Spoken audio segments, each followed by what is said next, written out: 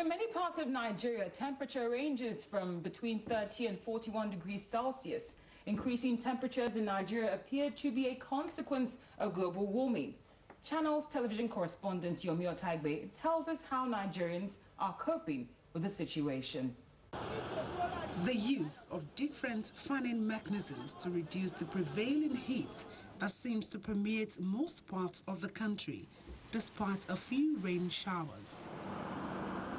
From the west to the east, south to the north, the complaints follow the same trend. I've never experienced this kind of weather, mostly in Jos, and I wonder how other people outside Jos are coping. This is just after 10 in the morning. I've been sweating profusely. So by the time it is 1 p.m. at noon, just imagine what will happen. In fact, as you can see that I'm owning 2 farms. In fact, the heat is too much. The weather is hot. You can see I'm holding a pure water now. I've taken like 4 of these today. I have to take my bed about 4 or 5 times before you sleep. Sometimes I will be outside because there is no light. And my gen, I didn't have fuel on it. I don't even have money to buy the fuel because fuel is scarce.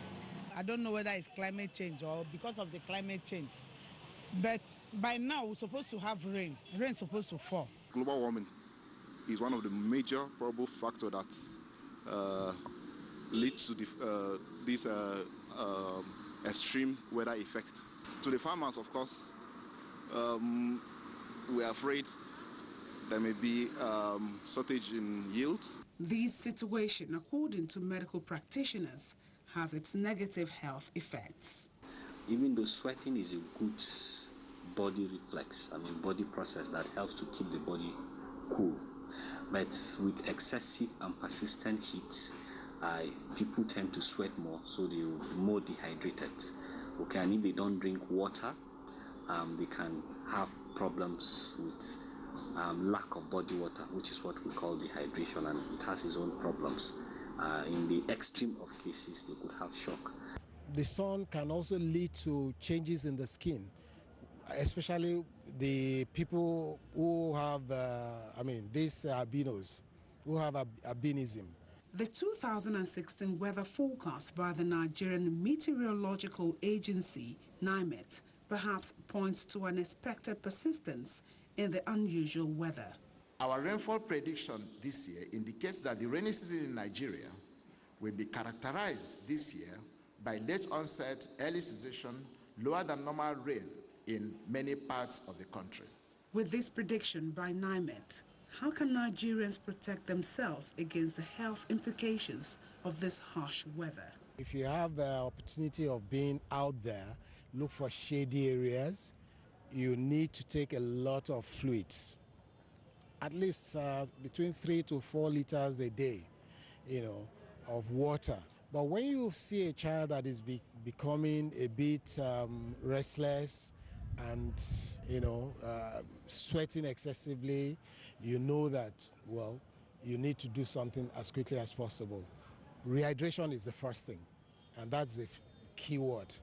Parents and guardians may also need to watch their children or ward closely, as the humid weather condition is said to aid viruses and bacteria that can cause measles and meningitis infections. Yomi Otaigbe reporting for Channels Television News. Let's talk more about the heat wave now, and we have Ayola Kasim, our environment correspondent, to address the topic of Nigeria, the heat, and the latest thinking about climate change. Welcome, Ayola. Thank you very much for joining us on Africa 54. Yeah, I'm glad to be here. Now, this is the season when we're supposed to have our umbrellas shielding us from the rain, but we're having the umbrellas protecting us from the sun. What's going on here? Well, from what we've gathered from the Nigerian Meteorological Agency, this is the effect of El Nino. It seems as if it's far away, but from the temperature we've been having since last year, when El Nino started last year, we thought it was far away, but now we are feeling the effect. It's now our turn.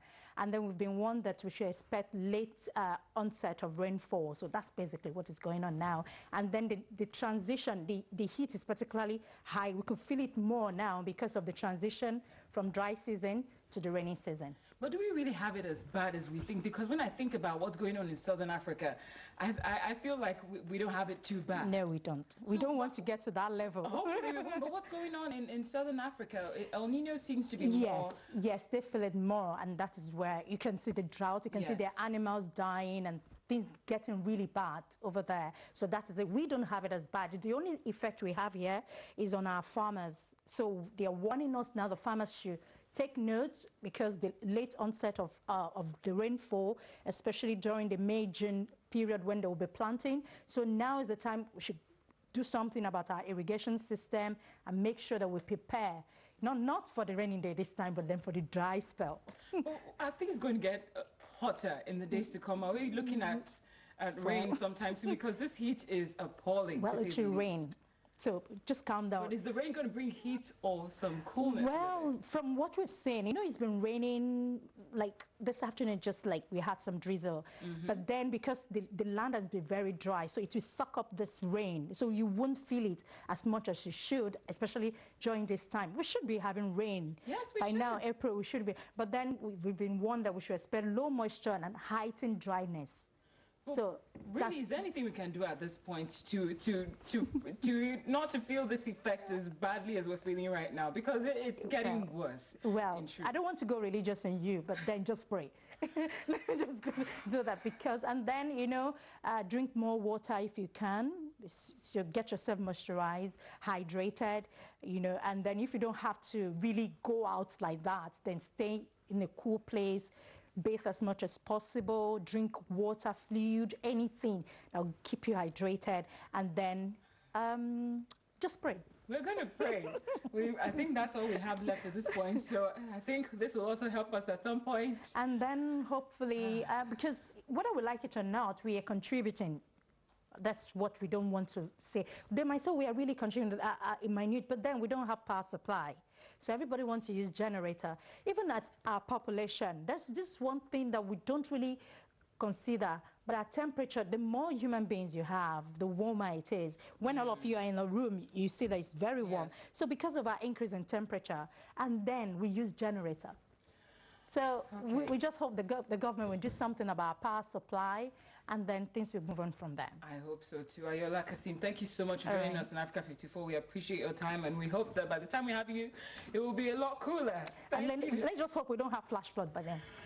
We won't have flash floods. Thank you so much, our correspondent Ayola Kassim. It's time now for a short break, but still to come on Africa 54. In Uganda, they call him Africa's Quentin Tarantino, the man making action-packed hits that are finding an audience online. Speaking of the web, be sure to check out our website at channelstv.com and youtube.com/channelsweb. We'll be right back.